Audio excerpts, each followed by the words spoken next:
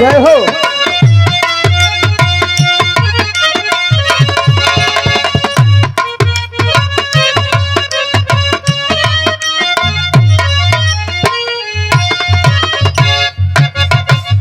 हमारे मास्टर गीत बजावत हुए, गीत बड़ी पुरान हो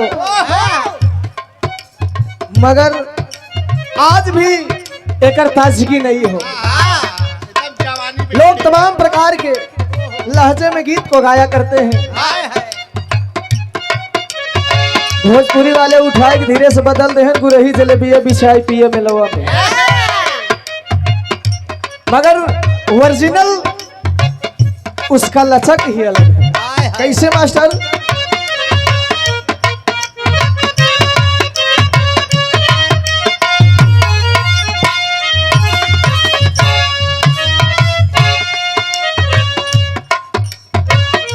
पिया परदेस गईले,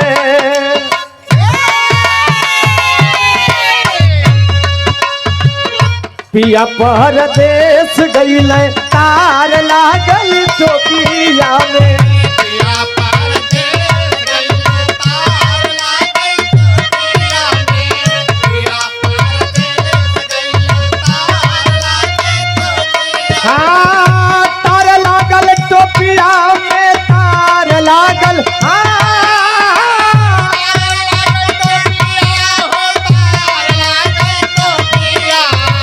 पिया परदेस गईले, तार लागल टोपिया में।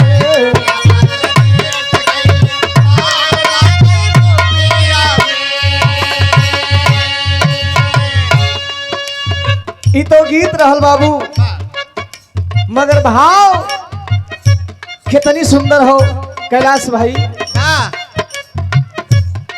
उस बेटी आज सोने बिटिया के शादी हो, माई बाबू के नैन की ज्योति बेटा बेटी हुआ करते। हमारे कवि जी की कलम संकेत करती है। कैसे?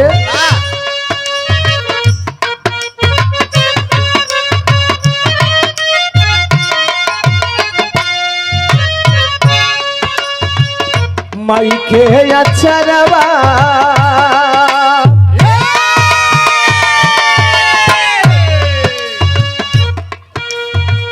माई के अक्षरवा के शान होली बिटिया, माई के अक्षरवा के शान होली बिटिया, माई के अक्षरवा के शान होली बिटिया, हो शान होली बिटिया, हो शान होली बिटिया। माई के अक्षरवा के शान होली बिटिया। माई के अक्षरवा के शान होली बिटिया। बेटा होले सूरज जग में चांद होली बिटिया, बेटा होले सूरज जग में चांद होली बिटिया।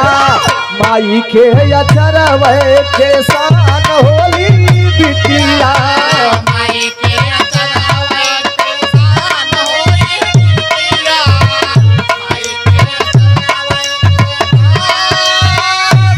होली बिटिया, हो शान होली बिटिया, हो शान होली बिटिया। माई के अक्षरवा के शान होली बिटिया, माई के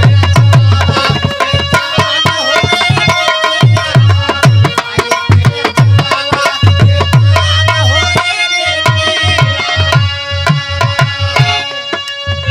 अरे बाबूजी,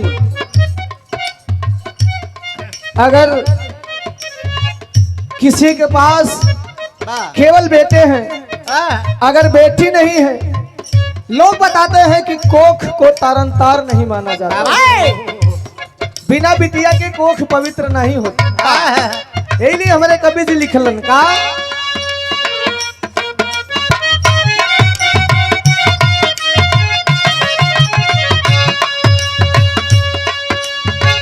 बिना बेटी को किया पवित्र नहीं हुई है, बिना बेटी को किया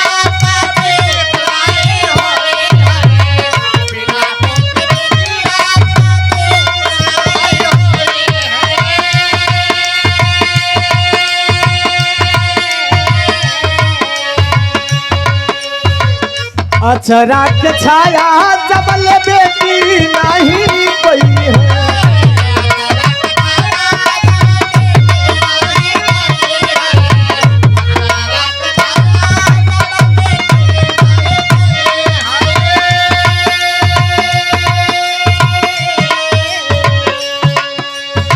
इस गीत को सुनते हुए हमारे धर्म के बड़े भैया आप सूरज गौतम बसाहता की पावन धरती से आपके कोमल कर से सादर 100 रुपए का पुरस्कार चरणों में पहले हो।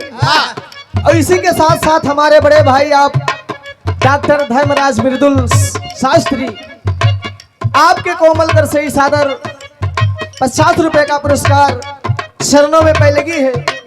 आज जिस बेटी की शादी है आप उसके चाचा हैं, उस माँ बाप से पूछो जिनकी बेटी विदा होकर दूसरे के घर जाती है, जब तक अपने नैहर में रहती है अपने माई बाबू के पगड़ी हमेशा उठाई के रखथिन, हमेशा लोग लाज बचाई के रखथिन कि कहीं ऐसा ना हो हमारे भैया बाबू के पगड़ी कहीं डूब जाए। यही लिए कहने कैसे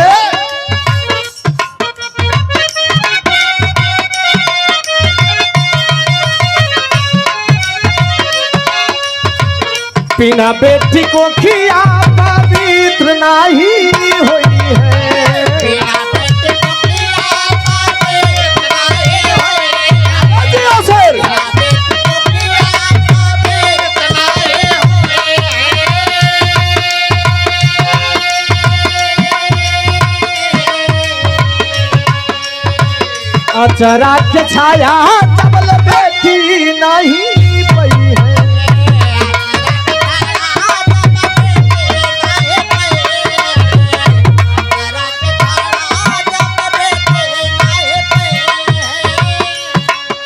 आप फिर से वही हमारे धर्म के बड़े भाई आप राम प्रसाद प्रजापति आपके कोमल कर से 21 रुपए का पुरस्कार है चरणों में पहले भी आशीर्वाद की आकांक्षा है।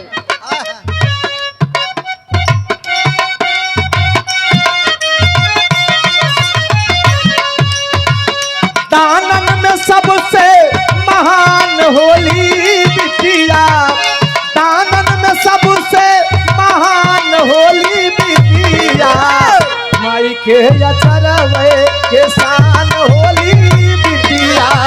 माई के चरावे से शान होई बिटिया, माई के चरावे से शान होई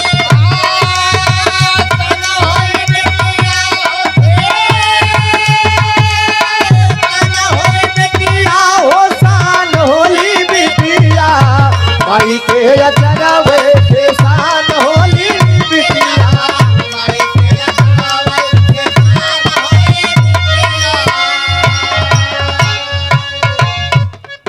आप परम आदरणीय परम श्रद्धे हमारे धर्म के बड़े भाई आप बिरहा लोकगीत और खजरी के गायक परम आदरणीय परम श्रद्धे हमारे बड़े भाई आप नरेंद्र संचल टिकरा की पावन सरजमी से आपके कोमल कर से ही सादर ये पैसा नहीं है, ये छोट भाई के लिए प्यार हो। हजारों हजार रुपए का पुरस्कार है चरणों में पहले की आशीर्वाद की आकांक्षा है। ए बाबूजी दान में सबसे महान दान कन्यादान माना जाता है। दान तो बहुत होता है, दान तमाम प्रकार के लोग सभी लोग दान किए हैं, मगर ये कन्यादान एक ऐसा दान होता है जो कन्यादान कर दिया समझो उतर गया। अगली लाइन में कहना है कैसे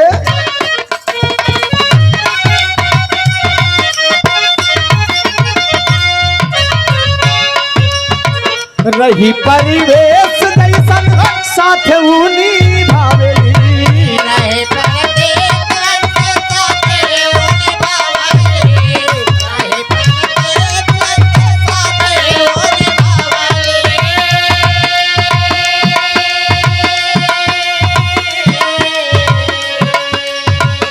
माई के कमावा में हथवा बटावेली, माई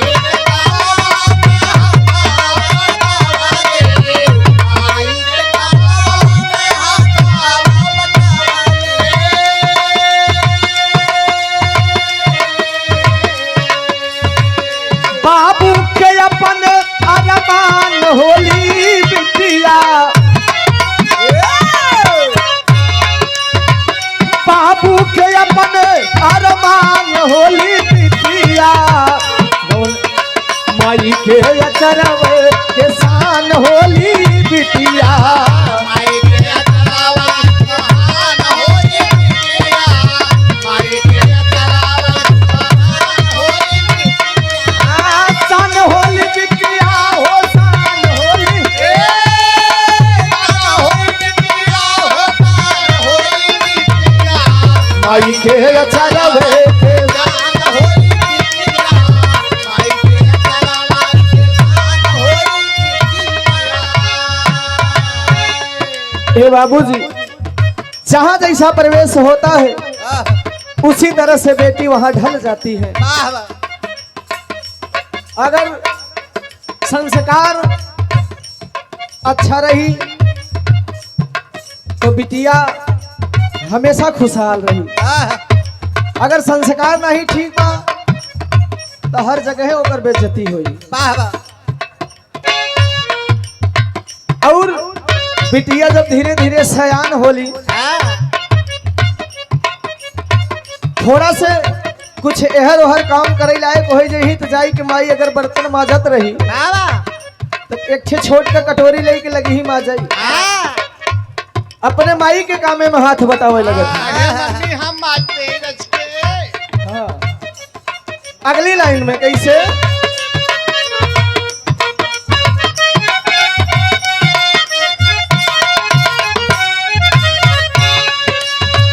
सीता सावित्री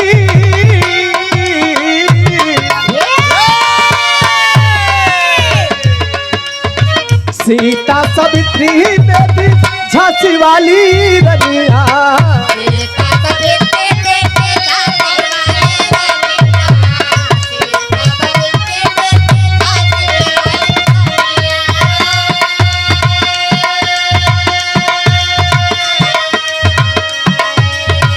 माई जन्म वाली के जन सारी दुनिया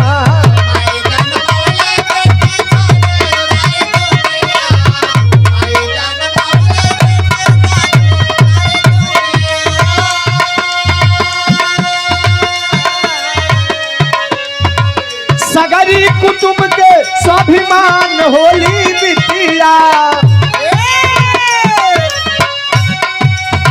सगरी कुटुंब के स्वाभिमान होली बिटिया सगरी कुटुंब के स्वाभिमान होली बिटिया माई के अचरवे के शान होली बिटिया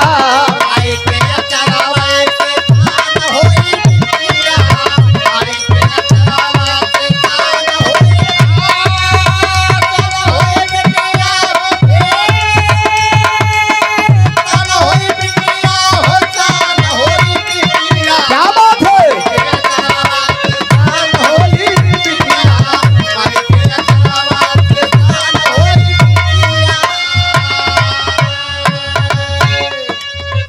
ए बाबूजी सीता सावित्री झांसी वाली रानी यू एक अपने महतारी से पैदा भई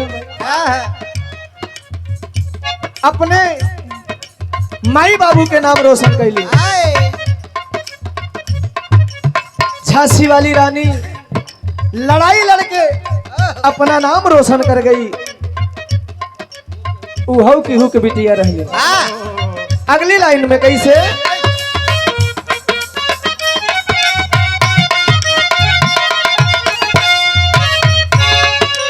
कैलाश भाई बिटिया के सर पे एक ही कुल के नहीं दोनों कुल के भार रहत।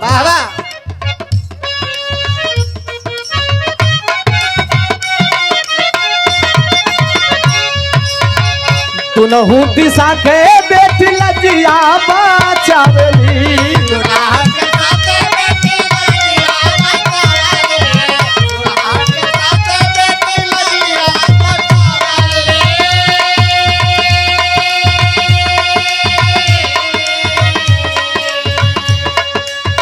काबिल बन के व्योम में जहाजिया उड़ावेली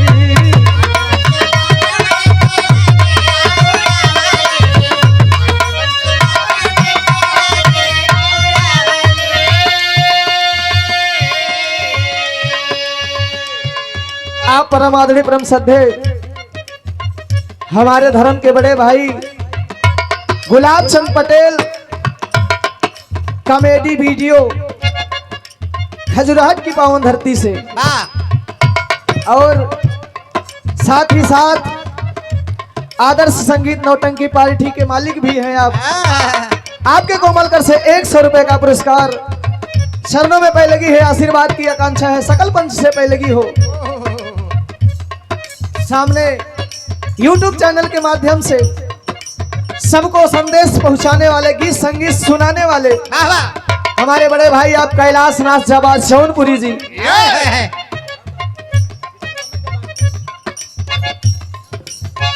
दुनहु दिशा के बेटी लजिया बाचावेली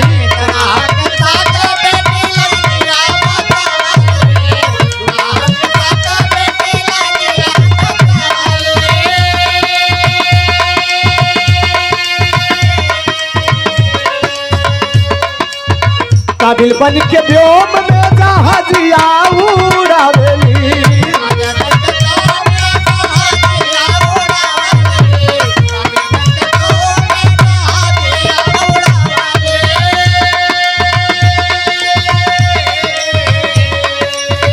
भैया के कलैया के मान होली बिटिया, भैया के कलैया के मान होली बिटिया, अरे मान होली बिटिया, माई के अतरवे के शान होली बिटिया।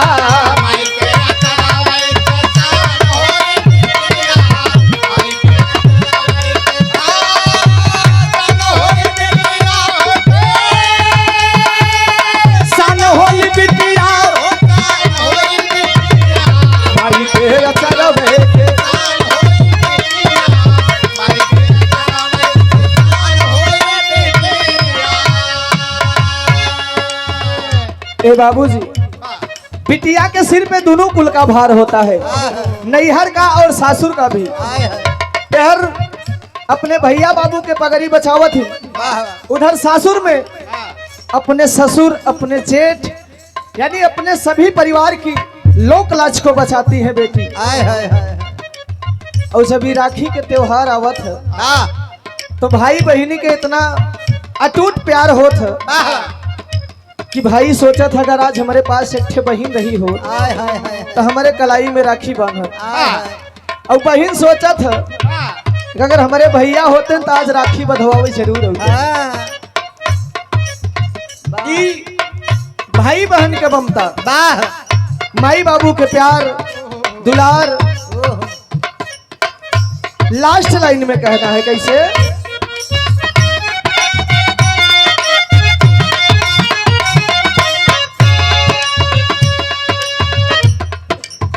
गुरुवर बिहारी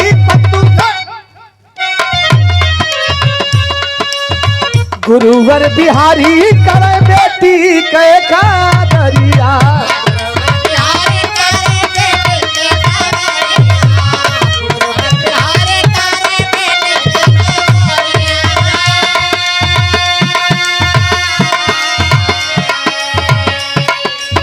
नायक सुदामा गुर के फूलवरिया,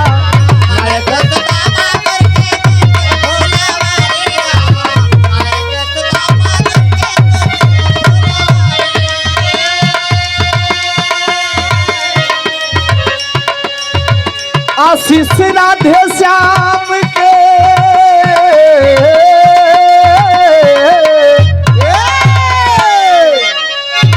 हरे आशीष राधे श्याम के परान होली बिटिया। आशीष राधे श्याम के परान होली बिटिया, परान होली बिटिया, माई के अचरवे के शान होली बिटिया, माई के